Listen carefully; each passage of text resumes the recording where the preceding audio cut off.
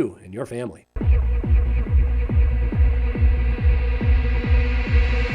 you believe in a God that satisfies? Do you believe in a God that opens eyes? Do you believe in a God that tells you lies? Or do you believe in me? Do you believe in a God that brings you down? Do you believe in a God that wears the ground? Do you believe in a God that makes you bow? Or do you believe in me? Do you believe in a God that satisfies? Do you believe in a God that opens eyes? Do you believe in a God that tells you lies? Or do you believe in me? Do you believe in a God that brings you down? Do you believe in a God that wears the ground? Do you believe in a God that makes you bow? Or do you believe in me?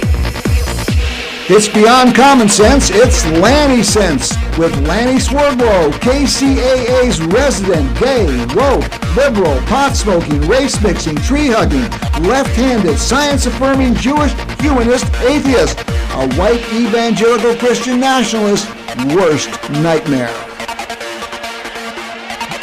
And welcome to Lanny Sense today on... What is today? Today is April 23rd, and you know what? We just celebrated April 20th, which is 420 Day. Last week we announced we were going to have a little party up in Joshua Tree. We had one, and it was really a lot of fun. You know, 420 Day is an international holiday. It is celebrated all around the world, and it's not religious, it's not nationalistic, it's not a memorial to some dead person. It is a true celebration of pleasure. And you know, that's what 420 Day it celebrates. It celebrates the recreational use of marijuana. It got started back 30 years ago or something when a group of high school students would meet behind the bleachers apparently at 420 after school to get stoned. High school students. They taught it, and from there it is now celebrated by millions and millions of people all over the world, celebrating the recreational use of marijuana. And you know, I love that. You know, we call the use of marijuana recreational. We don't call the use of alcohol recreational. We don't call the use of fentanyl recreational. We don't call the use of heroin recreational, but we do call the use of marijuana recreational. And, you know, that's a good thing. Your doctor encourages you to go out and engage in recreational activities. And one of those recreational activities is consuming marijuana. And you know what's the most fun of all is engaging in recreational activities while you're engaging in the recreational use of marijuana. And that's what 420 Day is all about. I hope you had a fun-filled, exciting 420 Day just a couple days ago. But you know, you can have 420 Day every day, can't you? Just sit back, relax, and light up. Okay, now I want to talk about one other thing before we get to our guest. Our guest is Terry Turner, who's going to be talking about psilocybin and the new program in Oregon that has legalized the use of psilocybin for I don't want to say therapeutic uses. Terry will talk all about it. It's a fascinating program, and Terry is a really, truly fascinating individual as well.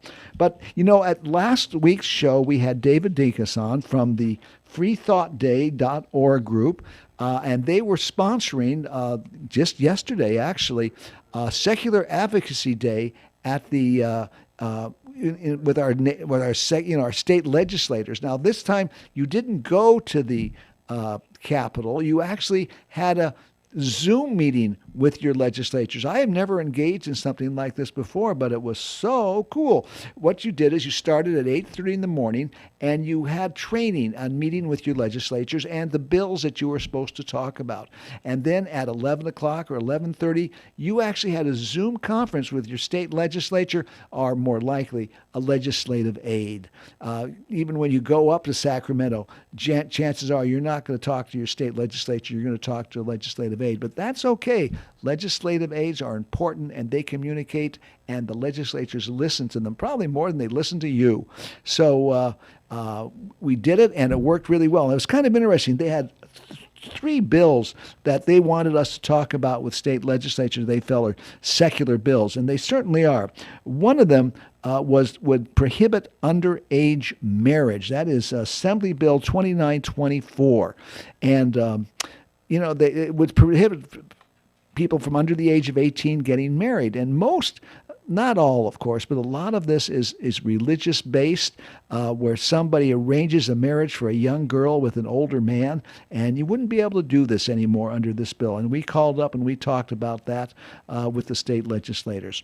Another bill, AB 798, would prevent female genital mutilation. Now, California, like a lot of states, has legislation making female genital mutilation illegal, except they all, not all, but a lot of them have exceptions, and California is one of them that has the exceptions for religious reasons. So it's okay to mutilate a female genitalia if you're doing it for religious reasons. If you're doing it for any other reason, you can't do it. But if you can do it for religious reasons, it's okay. Well, we don't think it's okay to perform female genital mutilation on anybody for any reason, and certainly not for religious reasons. So we were advocating when we spoke with our legislatures about AB 798, which would no longer allow the exemption of female genital mutilation based on religion.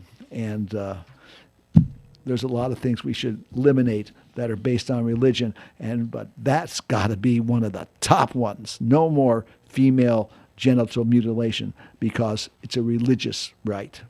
And then there was one other was AB 2339. That's more of a housekeeping bill. It's not particularly controversial.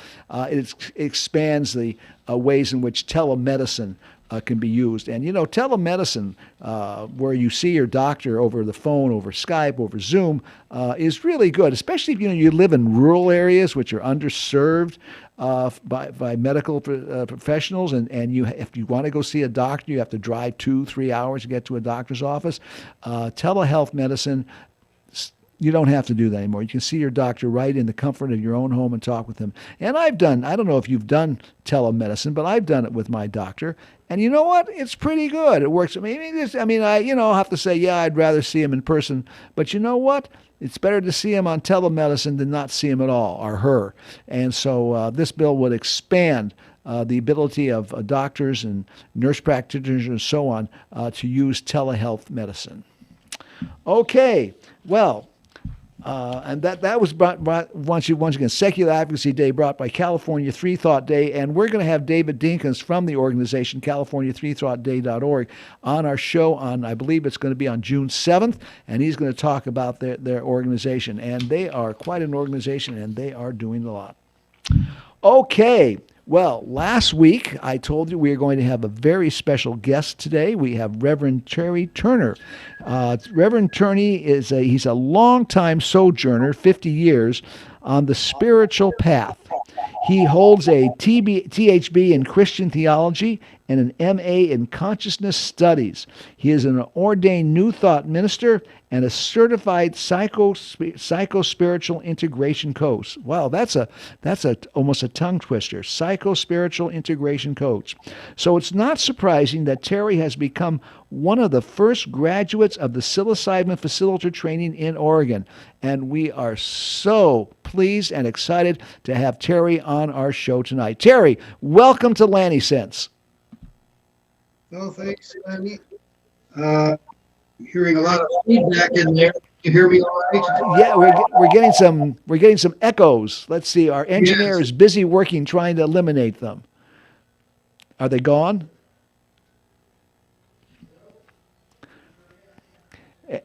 And it sounds like you're in a well. It's something to do on your end, Terry. Do you have speakers? I don't know. I haven't used Skype for a while. Should I log off and log back on? Can you turn your speakers down? Hello? You need to use headphones and not speakers is the problem. Yeah, I don't have headphones. Oh, I should tell my guests in the future, don't use speakers, use headphones. What you can do here is you can actually turn down the speakers low enough where it's not echoing you back, but you can hear. So turn them down really low until you can just hear us, and then that way you won't hear yourself, but your microphone's giving you the feedback, and that's an issue. That's a good question. I'm going to control my volume. Oh,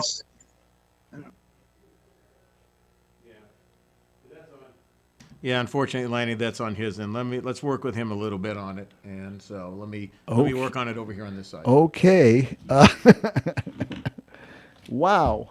All right. We're going to work on it. The engineer, Rick, is going to see if he can get this worked out a bit. So I'm going to have to talk about something else. And you know what All I'm right, going let's let your guest try it again. Oh, we're going to try it again. Here we go. Go ahead. All right, is that better? Okay. That is better. All right. Let's try this once again. Terry Turner, welcome to Lanny Sense. We are so pleased to have you on tonight. Well, it's good to be here, Lanny. I'm actually up here in Oregon City, and we had a nice sunny day here today. It's going to rain for about a week after that.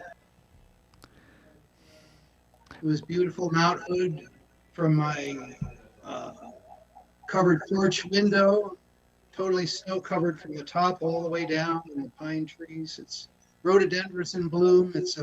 Oregon's so beautiful in the spring, and looking forward to beginning the licensing process. Well, let's before we get into the whole thing, let's ask. I'd like to ask you sort of a little background on this. What sparked your we're going to be talking about psilocybin. That's what it's all about. What sparked your interest in psilocybin? Why psilocybin? Why not magic mushrooms or whatever? What sparked your interest specifically in psilocybin? Well, I don't think it was always just psilocybin. In fact, I didn't really experience psilocybin until midlife, because back in the 60s, it was more LSD and mescaline that were available. But let me say that the first beginning of interest with psychedelics was back in my 8th grade Sunday That's a school good thing. class. Terry, I hate to interrupt you, but the echoing is really kind of bad. Could you call in on a telephone? Yeah, I can do that. The number to call is 888 909 1050. What you have to say is too important and people need to hear it. And they may not be able to see you, but they'll be able to hear you. Okay, let me log out of this, then I'll call in. Okay. Folks, just hang tight here because Terry is, you can tell from the introduction that he talked about how beautiful it is in Oregon. And I used to live in Oregon, and Oregon in the spring is gorgeous. Usually starting in May through like maybe September, Oregon is gorgeous. The rest of the year, starting in October and running up until May, it is overcast and it's gray and it's dismal. And I lived there for 30 years like that. And that's one of the reasons I moved down to Palm Springs, because I used to come and visit my parents who lived in Palm Springs every year. And I'd spend a week with them, and it was always sunny and bright and warm. And then I'd go back to Oregon where it was cold and rainy and damp, and I couldn't figure out why the hell I was living up there. So I moved to Palm Springs after I kind of sold all my businesses up there. Has Terry called in yet? No? Oh, here he is. So we're going to get him back on here in just a moment. Thank you for your patience, audience. I appreciate your patience. Okay, Terry? Yeah, I'm here. Okay. Yeah, we can hear you. Good. All right. So let's talk about what sparked your interest in psilocybin. Why psilocybin? What really got you going? Well, it was really psychedelics at first, but I was starting to say a few minutes ago, I was in my 8th grade Sunday school class, and this I got to hear. I don't remember a single thing about what was taught in my 8th grade Sunday school class, except that it was taught by a young seminary student with horn-rimmed glasses. And one day, toward the end of the class, he said something that really rocked my world. He said, they have a pill out now, and if you take it, you can see God. And it rocked my world. I didn't say anything at the time, but I began wondering, well, how could you take a pill and see God? And if you did take such a pill, what exactly would you see? And so, I actually, after the fact, I realized, because that was the year, I'm dating myself now, but that was the year 1963. That was shortly after they had a very interesting experiment at Harvard Divinity School, and a man was gunning for his PhD in psychology under the tutelage of none other than Dr. Timothy Leary, and he devised an experiment with some Harvard Divinity students to answer the question, can psilocybin reliably institute genuine religious and mystical experiences with people who are otherwise so inclined? So he took 30 Harvard Divinity students. He gave half of them an active placebo, which was probably niacin. It caused a flushing reaction, but no psychoactivity. The other half got 20 milligrams of psilocybin. And, of course, the answer to his question was a resounding yes, it did, in fact. Well, what they did is they met in a basement underneath Marsh Chapel during a Good Friday service, and they piped the Good Friday service down into the basement there. And so, yes, indeed, the people that received the psilocybin definitely had powerful religious and mystical experiences, and that really rocked the world of religious world at the time. And so this guy who was teaching our class must have read about that. And of course, where I was, things like that were not available. But when I got to college, I kind of muddled. I needed something to. I needed healing. I was a wreck. I thought my life was a throwaway, and I tried, conventional psychotherapy, and church didn't help that much, and so forth and so on. So I began to experiment with other psychedelics because psilocybin wasn't available at the time. But I did, in fact, find healing and meaning through the use of these substances. Of course, I had to do it the hard way. But and I've been around the block. The decades came, the decades went. I'm over 70 years old, and I have yet to find any experience. I've traveled the world. I've studied all kinds of different things. I've yet to find anything that is more meaningful, more mystical, more powerfully, potentially transformative than where your soul goes when you're under an influence, when you're mushroomed, as it were. So you think that psilocybin actually affects the soul and not the mind? Well, the word psychedelic is a good word. Comes from the word psyche in Greek, which means soul, and the word dalaun, which means to show.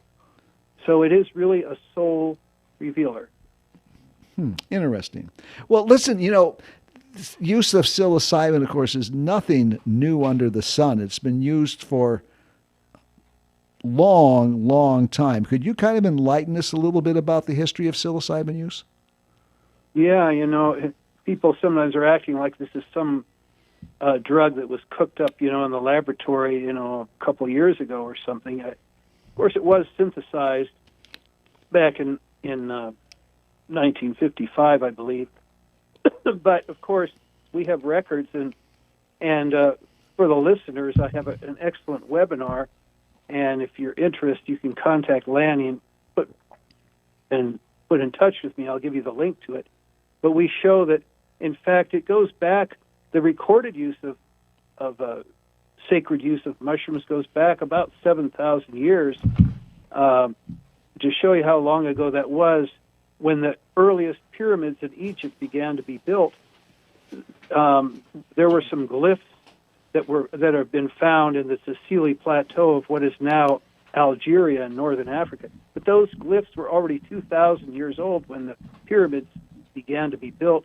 And these glyphs depict shamanic figures with mushroom-shaped heads, and they're holding mushrooms in their hand, and they're doing ecstatic dances.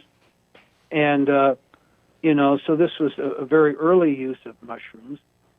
And then, of course, we have the earliest sacred texts, which are the Vedas, the Rig Veda, which is also very ancient. And it records the sacramental use of a drink called soma and how they made it. They actually had these hymns that they sang while they were pressing this thing through filters and pressing it with mare's milk. And then it says, when they finally got it, it says, "We have drunk soma and become immortal. We've gone to the light. We've seen the gods." So whether this was actually mushrooms or not, we have no way of knowing. It's so long ago, but it was definitely a psychoactive sacrament that they were celebrating there.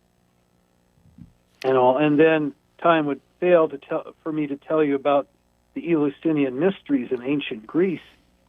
And there's some, again, this was shrouded in secrecy because it was a mystery rite, and it went on beginning in the early Grecian period, the flourishing of Athens, and it was a sacred rite, sacred to Demeter, which is the goddess of grain, and everyone that could speak Greek was encouraged to attend this ceremony that was held in the fall of each year. But if they attended, they were sworn to secrecy on pain of death, that they would not reveal what went on in the inner sanctuary of it. But we do know a couple things. That was one of them. The other is that it was sacred to the goddess of grain, which is Demeter. And it also involved a grain cake known as the kikeon, which must have had something in it besides grain, because some of the great men of science and philosophy of the ages described it as shattering and as the most profound gift that Athens gave to civilization and so forth. And but these rites went on into the Roman era for a period of unbroken for about 1,500 years. And today, these substances were used back then that were so celebrated and led so much to the awakening of humanity's consciousness back then. It was taken away from us. It was taken away from us, and now we're beginning to get it back. And that is really a big improvement. And I want to talk about what's going on in Oregon. But before we get to that, tell us a little bit about psilocybin. Where does it come from? How does it work? Yes, again, there's a great thing in my webinar about this. And basically, psilocybin is a tryptamine alkaloid, and meaning it closely resembles dimethyltryptamine, which occurs naturally in the human body in small amounts. It also closely resembles LSD, but the molecular structure is, the front end is mimics serotonin, which is a natural neurotransmitter which our bodies secrete to regulate sleep, regulate mood, and that sort of thing. So it binds with the same receptor sites that serotonin does, and it occurs naturally in almost 200 species of mushrooms, which grow throughout the temperate and tropical regions of the world. And so it was also, as I indicated, was eventually synthesized by Albert Hofmann, the same man who discovered LSD in 1955. But yeah, it occurs in these mushrooms. And when people talk about magic mushrooms, they're talking about psilocybin. The mushrooms that produce psilocybin, yes. And yeah, of course, okay. Go ahead. And of course, well, there are many different kinds, like I said. The one that is used in Oregon, of all the 200, we have a number of species of these mushrooms, including the most powerful one in the world that grow right here in Oregon. However, they're not very easily cultivated in the laboratory, and they also contain other psychoactive agents. So the Oregon Health Authority, which oversees psilocybin services in Oregon, allows one species of mushroom to be cultivated and used, which is Psilocybe cubensis, which is a medium potency mushroom. It's found in the tropical and subtropical regions. It's found in the deep south of the United States. I understand it grows pretty well in some of the cow pastures down in Florida, also down in Yucatan. I saw it growing there. I also saw it growing in some of the rainforests of Thailand. It's a dung-loving mushroom, so it grows out in the wild. It grows in dung, but of course in the laboratory, it grows very nicely on a sterilized mixture of vermiculite and brown rice flour. Okay. Now before we get into more of the Oregon program and what it's being used for and this kind of stuff, is how safe is psilocybin? Is there any dangers or negative consequences from its use? Well, safe is always it's kind of like saying how safe is sex. Well, there's safer sex, you know, but anything you do in life, there are risks. But psilocybin has an excellent safety profile, safer than alcohol, safer than the narcotics, opioids, and that sort of thing. It has almost zero potential for addiction because it isn't the dopamine system; it's the serotonin system that it works through. But again, the thing of it is, you take this, and again, it's safe, but it's not something that you want to take alone because it, as we alluded to earlier, it has profound alterations. It has the potential to open you up to the deepest parts of your psyche and reveal and surface all of the deep unconscious processes of your mind. And if you're not adequately prepared for that, you can be overwhelmed by the experience. If you're properly prepared, it gives you see, and that's the thing. That's the thing about psychedelics in general, and there's so much emphasis nowadays on psychedelics and healing, and indeed that is true. But it's not like penicillin and healing. If you have an infection, you go to the doctor, you get a penicillin prescription.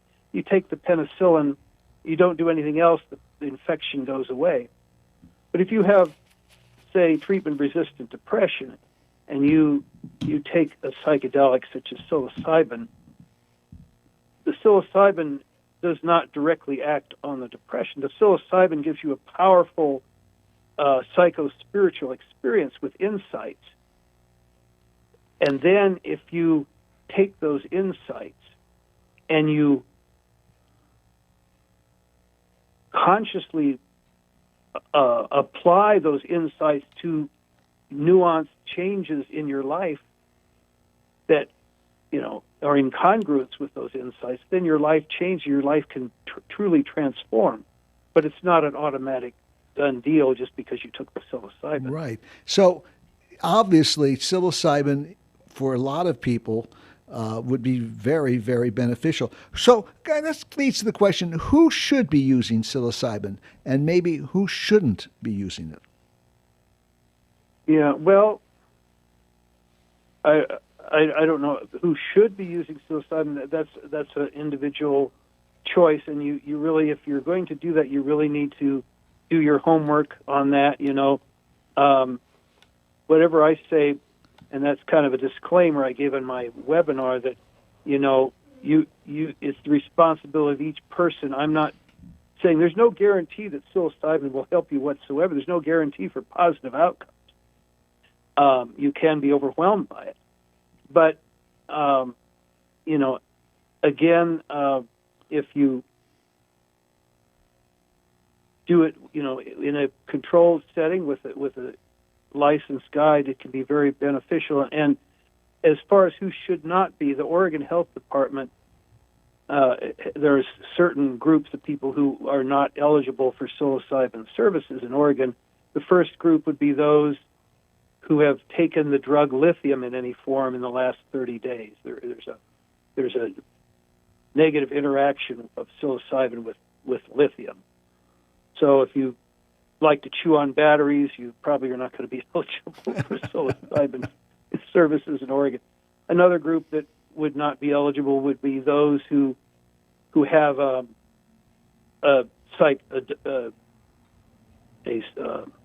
psychological diagnosis such as a psychosis, a schizophrenia, certain kinds of bipolar disorders. People that have serious mental disorders are not candidates for psilocybin. What about minors? People underage? Yeah, people under 18. No, Oregon psilocybin, you must be 21 or over Oh, to 21. do it. 21. Yeah, Okay. 21. Well, so now let's talk about the Oregon program, because Oregon is I used the word revolutionary. I mean, they for the first state in the country to authorize legal use of psilocybin, albeit there are certain strictures to how it can be used. Can you kind of explain how the Oregon program works?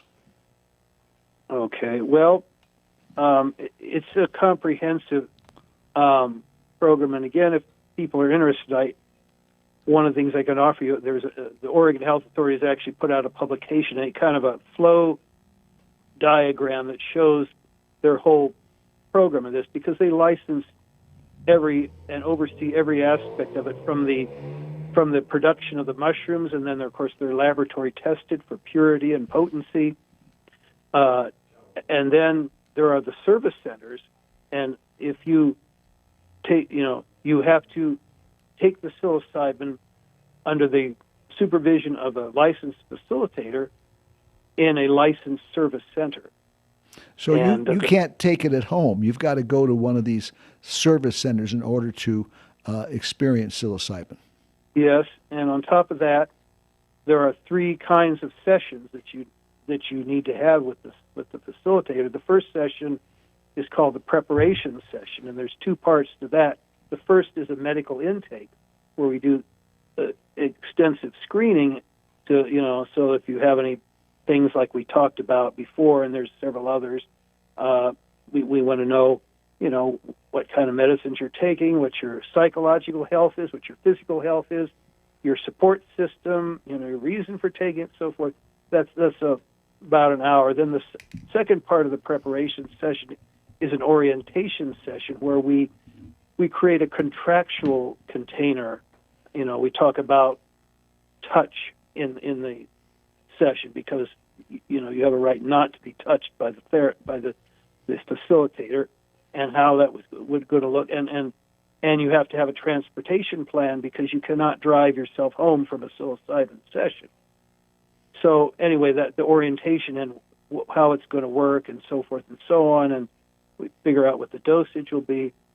Then the time where those could actually be done online, but the administration session is the one where you go to the service center, and the service center provides you with the psilocybin, and the facilitator is there with you. You're there for 6 hours or more, depending on how much you consumed, and the facilitator basically holds that space for you, and provides a musical soundtrack, and just makes sure you're physically comfortable there, and supports you in all of that, and until you're ready to go home, and then you have your means of getting back home.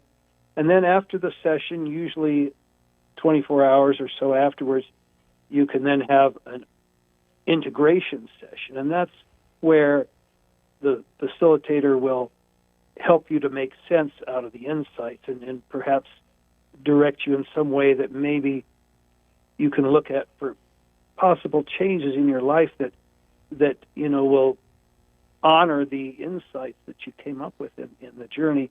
And sometimes you can have one or more of those. It's depending on the facilitator. But so there's those three kinds: preparation session, the administration session, and the integration session. Now, the administration session, where you actually take the psilocybin, how do you determine the dosage that a person should take? Well, part of that is what the person's goal is for taking if it's just. And by the way, this is not Oregon. The Oregon model is not a medical model. So you don't have to have a doctor's diagnosis of some kind, that some trauma, post-traumatic stress that you want to heal, although many people do that. But you could also just go because you would like to explore what's under the hood, so to speak. You don't have to have a diagnosis. You could just be curious, spiritually curious. But your goal will determine, and also your prior use of psychedelics, prior history of psychedelics. If you're a newbie and you have never done a psychedelic, then you're probably going to get a lower dose of psilocybin. Some people differ on whether body weight factors in, but I think for my clients, I'm going to factor that in somewhat for the very reason that Johns Hopkins University, who did a lot of research with psilocybin on subjects, they factored in body weight. And so basically the maximum amount allowed is set by the Oregon statute at 50 milligrams, which is quite a heroic dose, actually. My understanding, though, from what I heard from my colleagues in some of the service centers, is that some of them will not serve more than 35 milligrams, except for maybe exceptional conditions. I think the average dose that people are doing is generally about 25 milligrams, which is, in the Johns Hopkins studies, they found that, well, the idea is to hit a sweet spot to where the person gets a full dose, a full taste of what they came there for, but not so much that the anxiety that the anxiety level is so high that they're in fear so much that they're not really fully processing in their mind the experience because of the high level of anxiety. And Johns Hopkins, they found that's generally somewhere between 20 milligrams per 70 kilograms and 30 milligrams per 70 kilograms. How long does this administrative session last? In short, until it wears off, until both parties, meaning the facilitator and the client, are satisfied that the person is functioning back in the normal consensual reality. And how long could that run? I mean, do they have any? 6 hours. 6 hours. Depending on the dose, it could be 7 hours, 6 or 7 hours. But average dose, they're probably back at 5 hours. But the thing of it is, of course, psilocybin kind of comes in waves, and sometimes you think you're already back, and then 5 minutes later you get another wave coming over you. So they're going to for personal safety, the facilitator is going to make sure they're fully grounded before they let them. And of course, go. they have someone drive them home. So, Yes. are you trained to handle it if somebody has a bad experience?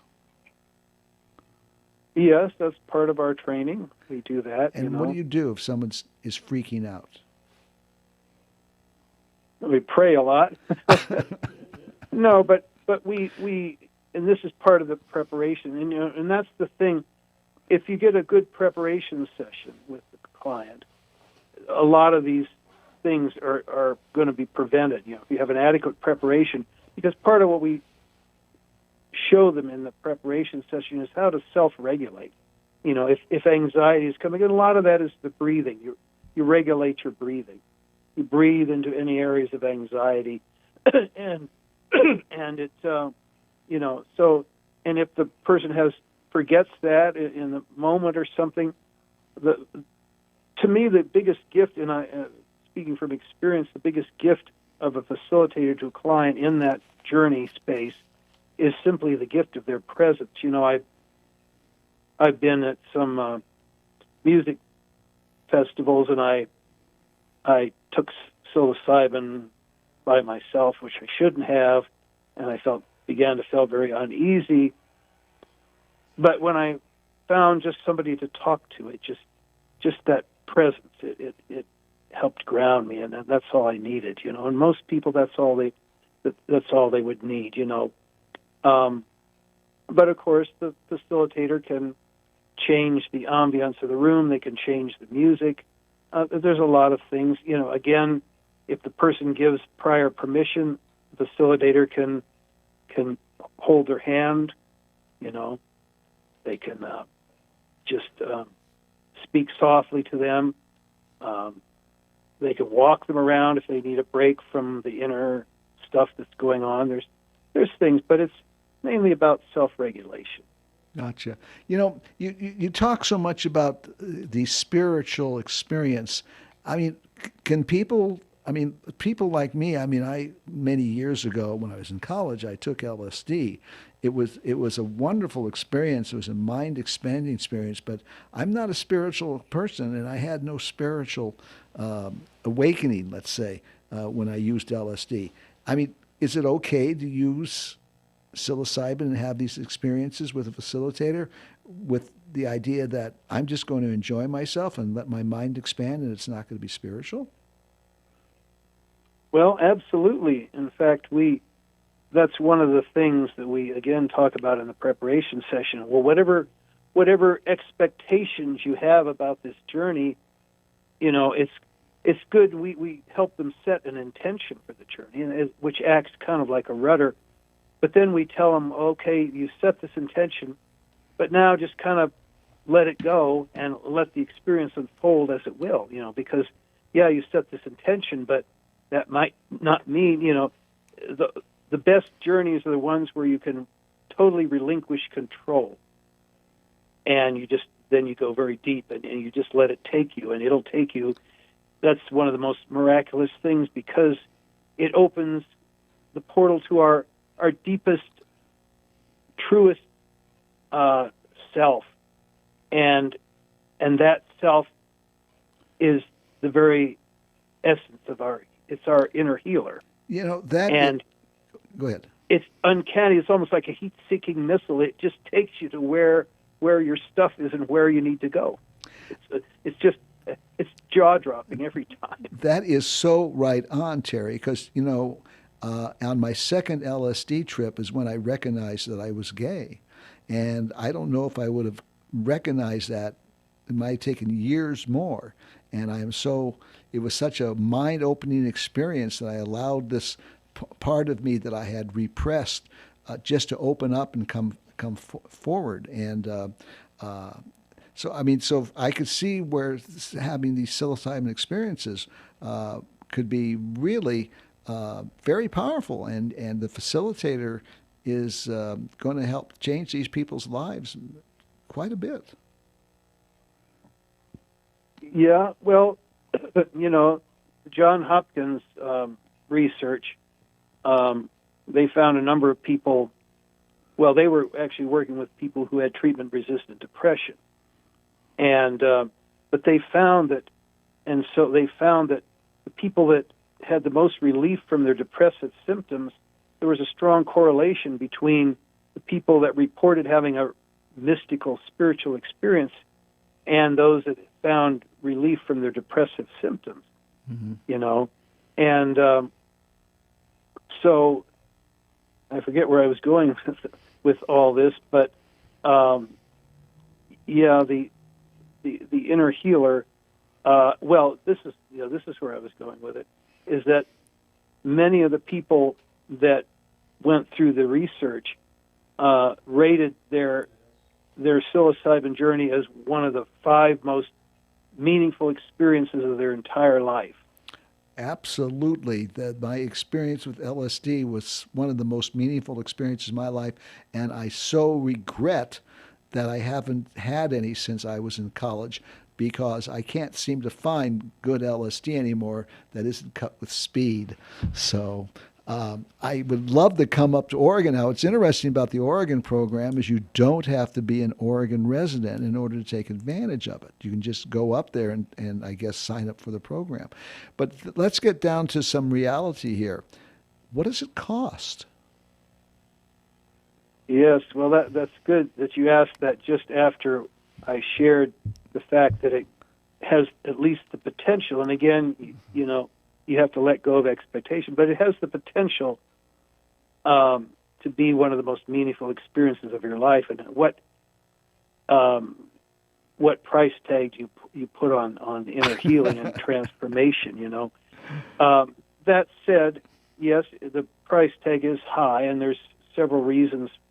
There's several reasons for that. The main reason is that in order to get this initiative passed in Oregon, number one is they didn't want to strap the taxpayers with any more expenses to administer this program. or probably wouldn't have passed. So they said the program is going to be paid for by the licensing fees. And so the licensing fees are quite high. Facilitator, the annual license fee is $2,000. For a service center, the annual license fee is $10,000. And for a production facility, it's also $10,000 per year. And keep in mind that because these operations are working with a federally prohibited substance, Schedule 1, they are not allowed to, by Regulation 280E, they are not allowed to write off any business expenses against their federal tax return. So they'll eat all these expenses before they can even, people are trying to make a living doing this. So they have to recoup some of those overhead, and they can't write it off on their federal tax return. So what does a session cost? So, well, there's three costs there. One is the cost of to rent the service center, and again, it varies by the center, but on average, it's about that. The service center is going to charge you on the average of about $500 for the session, on average. Then there's the cost of the psilocybin, and the service center is the one that provides the psilocybin, and it's going to cost you, depending on your dosage, it's going to cost you between $150 and $200 for your psilocybin. And then there's the cost of the facilitator, and again, the facilitator, that varies quite a bit. And of course, we're under contract with OHA, the Oregon Health Authority, to give some breaks, particularly to people who are considered priority groups as far as health services in Oregon goes, which would be, minorities or indigenous peoples or LGBT or people who have financial hardships. We don't want to make this, the Oregon Health Authority doesn't want to make this just some rich white person's plaything, But they still got to, they still got to make a living. But a facilitator's fee again could be another $800,000 or $1,000, depending on how much they have to, how much of their living they're trying to do. So you're looking at $1,200 on average, something like that, for a session. My alma mater, who is Intertrek, they're offering sessions. Well, one way to reduce the cost, you can do group sessions, meaning you have multiple facilitators, but you're sharing the space, and that can reduce the cost. My alma mater, Intertrek, they offer group sessions for $1,200. Individual sessions is $1,500. So a facilitator could, for example, handle, let's say, 4 people at one time. The group, by definition, the Oregon Health Authority, a group can be up to 24 people, but oh my gosh, there have to be multiple facilitators, and the number of facilitators that are required is determined by the highest dose that any one participant takes. So if anyone takes 50 milligrams, then the ratio of facilitators is 1 facilitator for every 2 clients. If the dosage is less, then the ratio can be different. I could see where it's a facilitator can have, well, this might be really powerful couple counseling for couples that are having some kind of problems or want to get closer together. I would imagine that a psilocybin center with a good facilitator could really bring that spark back into a couple's life. Well, I'm not sure how that actually works. Again, this is not psychedelic-assisted therapy per se. How that would look with a group thing, and again, we in our training we had to do a practicum, and of course when we did it, since we were the first class, there were no service centers in existence in Oregon, so we had to go down to Mexico, and one of our instructors got a retreat center, and they did it down there. But the group session it's not, you're not talking to the other participants. Everyone is in their own space. Oh, it's not group therapy. You don't converse. Now Gotcha. the integration part of a group session, then they share, and everyone hears Gotcha. to share. But when you're in the journey, you're inward directed. You're not chatting with other people that are in the room, Terry, including the facilitator. we're beginning to run out of time. I want you to tell people how they can get hold of your webinar. They can watch the webinar because if you've picked up some stuff from Terry today, you'll pick up even more from his webinar. I've been through his webinar and it's excellent. Can you tell people how they can access your webinar? Yeah. Well, there's two things I'll to get on my list, which I'll offer. The webinar is one of them, and then the other thing would be when I do get my license, I will be offering free consultation, 20-minute consultation to find out if psilocybin is a good match for you. So my email address is Tesheron. That's T as in Tom, ESHERON as in Nancy, then the numbers 5695 at gmail.com. That's Tesheron 5695 at gmail.com. Okay. And so there's how you can contact Terry. You can learn about the webinar. You can learn about coming up to Oregon if you're not, of course, if you're in Oregon and listening to this, and you can do that at kcaradio.com. You're already there, but you can get more information about coming to Oregon to participate in the first in the nation legal psilocybin program. Terry, thank you so much for joining us. My engineer's playing the background music, so thank you for joining us tonight, and take care. We'll be in touch. My pleasure. Bye, Lanny. Bye, Terry. Terry Tesheron. Hey, we're wrapping up the show. Please join us next week at the same time at Tuesday at 8 o'clock. It's going to be a very special show. Can't go into it tonight. We don't have enough time. But listen, in 2 weeks, beginning May 14th, we're going to be changing from 8 p.m. to 7 p.m., but we'll talk more about that. But next week, it's 8 o'clock, and the week after that, we're going to be talking about Chuckawalla National Monument with Linda Castro. That's also going to be at 8 o'clock. Hey, thank you for joining us tonight on the show that's beyond common sense. It is Lanny Sense.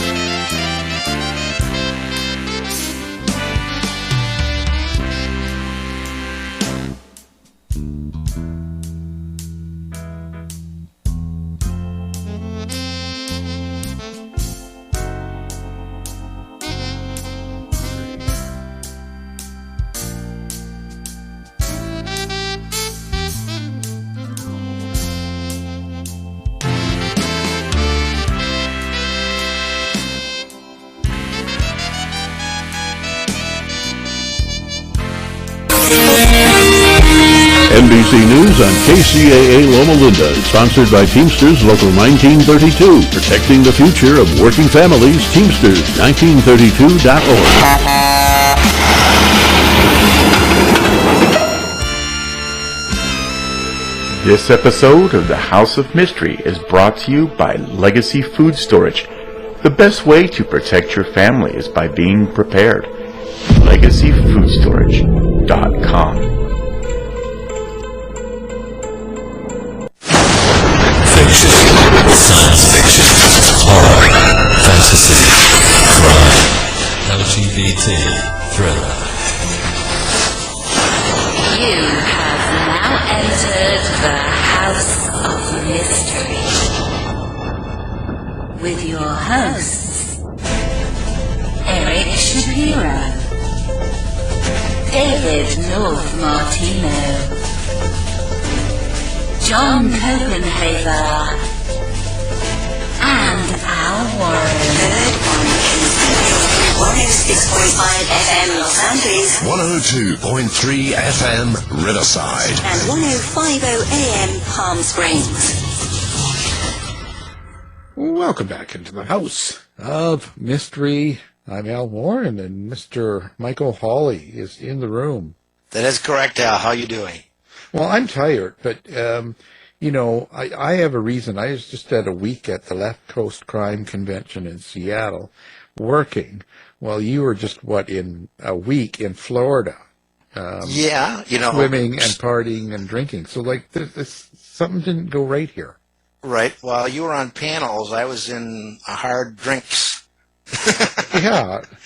And I mean, and you are hyped, vibrant, all ready to go, and I'm beat. That's right. With a tan. With the tan. There's something not fair here. That's right. It's just, there's something wrong here. I thought I was the boss. You are, but, hey. There's something not working right here. I'm going to have to, I don't know.